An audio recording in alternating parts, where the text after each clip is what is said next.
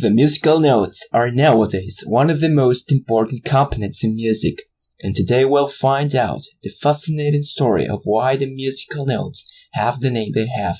So let's take a look.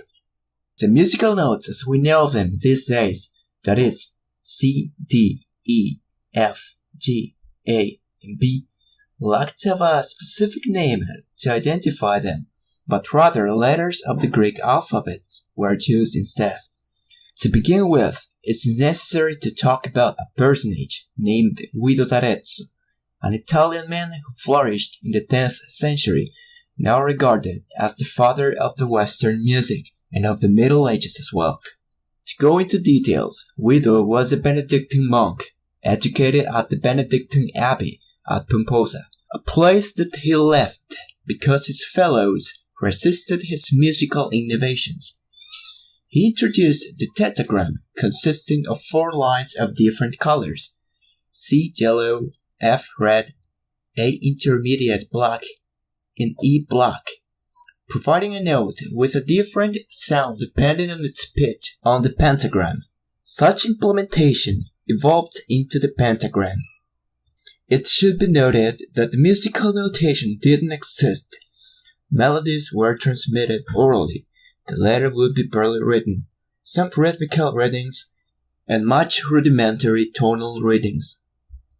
During the Iron Century, period of the papacy's greatest corruption, Guido was invited to settle in Rome, but the so-called Roman fevers made him move to the Abbey of Pomposa. The monks didn't manage to remember the Gregorian chants, given that they used the Gregorian neumatic notation, which was based upon 4 modulations of the voice, which are called neumas. Punctum means descending movement, a note deeper. Virga, rising movement, a higher note or staying in the sharp. Podatus or pes, deep sharp movement, combination of punctum and virga. Clivis or flexa, high-low movement. The funny thing about this course is that neither the time nor the rhythm were written, what made them impossible to repeat without even having heard them before. Guido established 6 notes with a certain fixed distance between them, 2 lower whole tones, 1 central semitone, and 2 upper whole tones.